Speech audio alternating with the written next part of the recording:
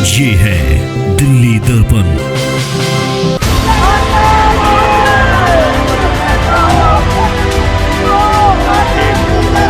पिछले 12 साल से लोग निराश हुए हैं आम पार्टी की नीतियों से। आप अंदर जाके देखिए कितनी गंदगी है, क्या हाल हो गया है लाल बाग का।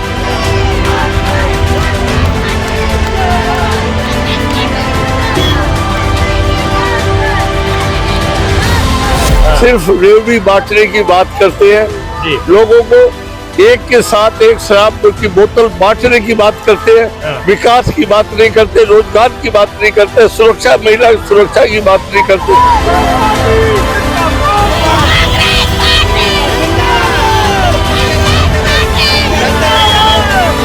जो दिल्ली की जनता को हवा नहीं दे पाई, साफ सांसें नहीं दे पाई, वो क्या दिल्ली में चुनाव लड़ने आई है दोनों पार्टी? क्या इस बात पे जवाब देंगी?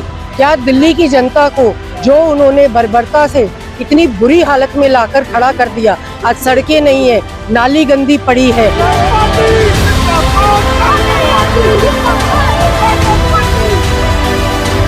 जो कांग्रेस कहती है वो करके दिखाती है।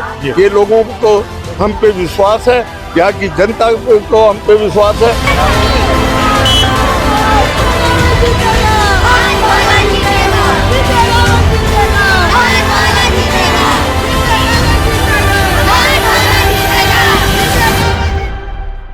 नमस्कार, जय हिंद। आप देख रहे हैं दिल्ली दर्पण टीवी।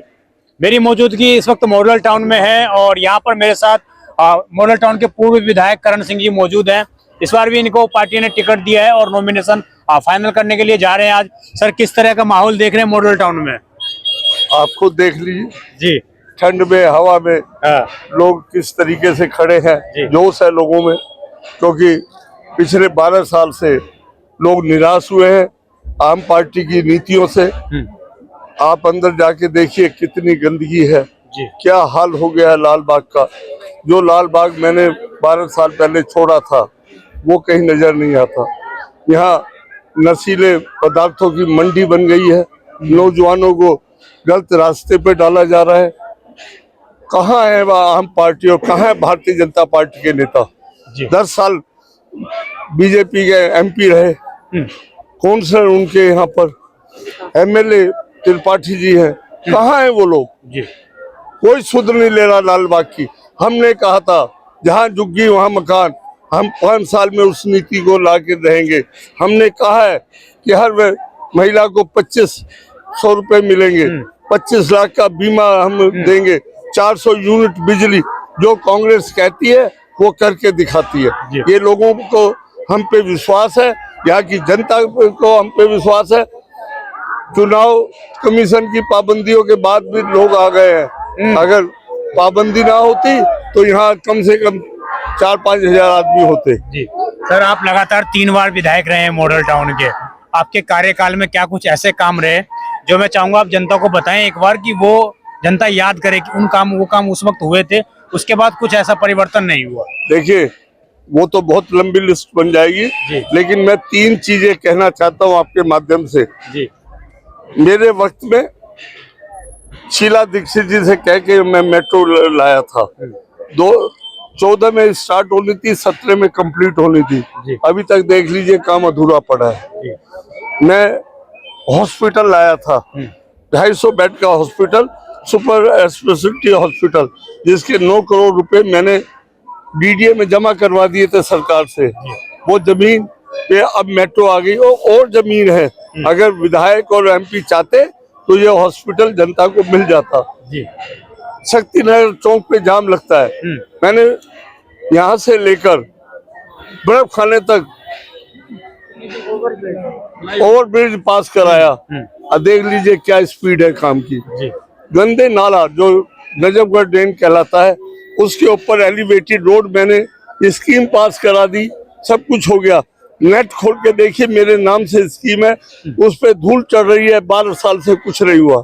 जी, आप ये कह रहे हैं कि 12 साल में जब से सरकार आम आदमी पार्टी की आई है, कोई भी विकास का काम नहीं हुआ है? एक काम नहीं हुआ। सिर्फ रेवड़ी बांटने की बात करते हैं, लोगों को एक के साथ एक शराब की बोतल बांटने की बात करते हैं, विकास की बात नहीं करते, रोजगार की बात नहीं करते, सुरक्षा, महिला सुरक्षा की बात नहीं करते।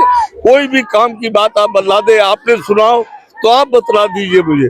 आपने रेवड़ियों की बात की तो फ्री योजनाओं की जब हम बात करते हैं तो कांग्रेस भी लगातार अनाउंस कर रही है और कहीं ना कहीं कांग्रेस आम आदमी पार्टी को पीछे छोड़ रही है। नहीं, देखिए आप तुलना ना कीजिए जी, आम पार्टी ने पंजाब में कहा था 1000 रुपए हम महिला को देंगे, नहीं दिए।